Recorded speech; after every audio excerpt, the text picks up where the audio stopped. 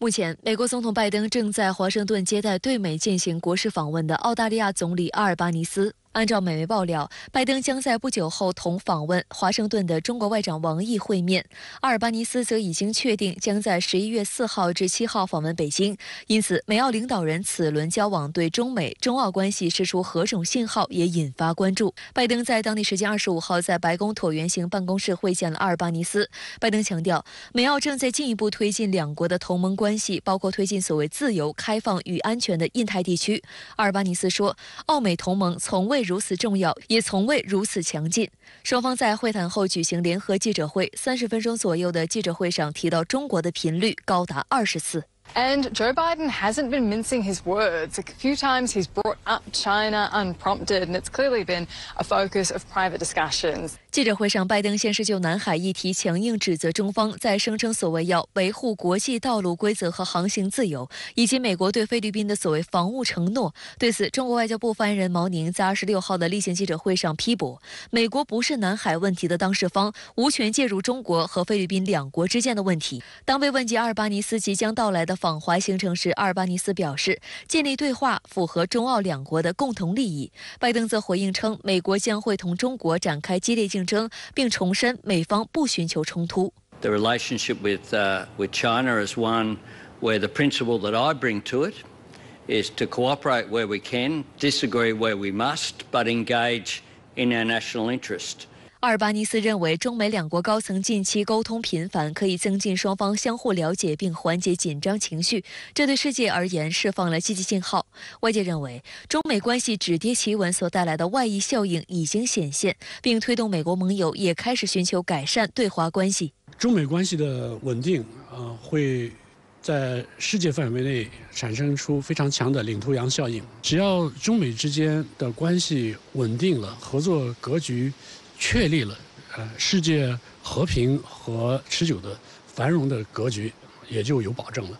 不过，值得警惕的是，美澳加强合作、继续在中国周边搞事情的动向仍然明显，包括双方宣布将加大在美英澳奥库斯联盟下的核潜艇合作等等。法新社等外媒宣称，此访凸显了华盛顿对长期盟友澳大利亚的重视。澳大利亚是所谓的美国在亚太地区对抗日益自信的中国的战略基石。日本产经新闻也指，在忙于应对乌克兰和中东局势的情况下，拜登在白宫高调接待阿尔巴尼斯，意图显示美国同时参与印太地区事务的能力和。但拜登昨天在与来访的澳大利亚总理共同见记者时谈到南海问题，也拿所谓对菲律宾的共同防御来说事。今天毛宁明确回应，美国不是南海问题当事方。您对此又是如何看？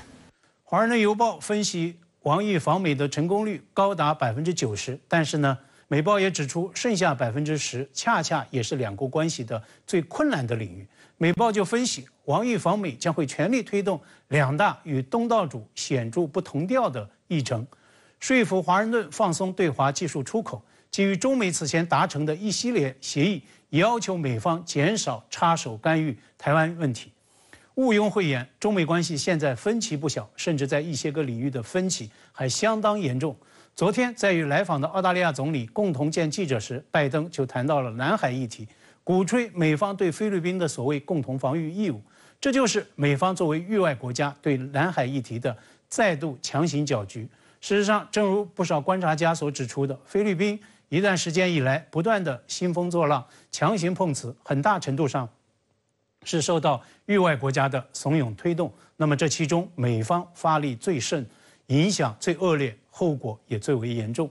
也正因为中美关系目前分歧明显，挑战巨大，那么在这样一个敏感时刻，尤其需要两国元首当面沟通，有效管控，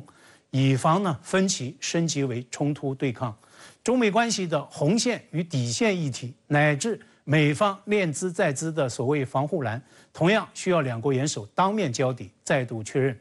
我之前也曾经在评论中说过，如果中美关系真的有防护栏的话，那么最应该树栏的，恰恰是在中美关系那道不可逾越的红线领域。之前中国元首曾经在习拜会中严正指出，台湾问题是中国国家利益核心中的核心，是中美关系政治基础中的基础，是美方一条不可逾越的红线。那么如果习拜会下月在旧金山上演，相信中方将会再度就此坚定重申。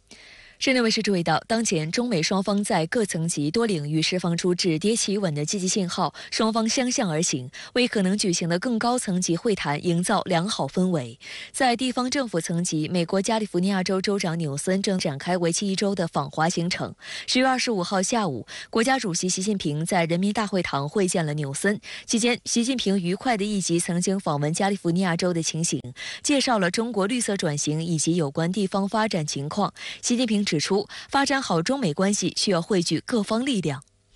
纽森也表示，过去几十年来，中国发展取得非凡成就，特别是近年来在新能源领域取得的成就令人赞叹。世界上没有任何其他国家关系比美中关系更加重要。美中关系事关美国的未来，也关乎人民的幸福。当天，国家发改委主任郑山杰也会见了来访的美国加州州长纽森，双方就加强绿色低碳领域交流合作交换意见，并签署中华人民共和国国家发展和改革委员会与美利坚合众国加利福尼亚州政府关于加强低碳发展和绿色转型合作的谅解备忘录。依照安排，纽森还将前往江苏省，并参观海上风力发电设施和湿地保护区，了解中国作为世界最大的风力发电国所做出的努力。此后，他将抵达上海，并将在上海签署此行的第5份谅解备忘录，参观特斯拉上海超级工厂。美国政治新闻网认为，纽森作为加州州长，通过共同应对气候变化作为切入，有望进一步拓展中美的合作面，并推动中美关系修复取得更大进展。纽森自己也在25号对媒体透露，希望此访能够扩大合作，减少对抗。More two-way trade, I hope. More economic development, more economic growth, more prosperity, more peace, more collaboration, a little less stress, a little less anxiety. I think we're all stacked with stress. I think we need to take the temperature down broadly. So I hope all of the above. 在大使层级，中美双方也释出诸多积极信号。22号，中国驻美大使谢锋来到艾奥瓦州小镇马斯卡廷，这里是国家主席习近平1985年首次访美时所居住过的地方。目前，这所房子被命名为中美友谊屋。值得一提的是，2012年，习近平主席再次访问了马斯卡廷。当地时间24号，美中关系全国委员会在纽约举行2023年度颁奖晚宴，谢锋也应邀出席，并现场宣读习近平主席贺信并致辞。谢锋强调，正如习近平主席在贺信中所说，作为2个世界大国，中美能否确立正确相处之道，有关世界和平发展和人类前途命运。这几年中美关系的波折历程告诉我们，中美冲突要不得，脱钩断链行不通，冷战对抗走不远。扭转中美关系螺旋式下滑是人心所向，搞砸中美关系不符合2国人民根本利益。谢锋还透露，下阶段中美还有一系列高层交往，希望美方同中方相向而行，管控消极因素，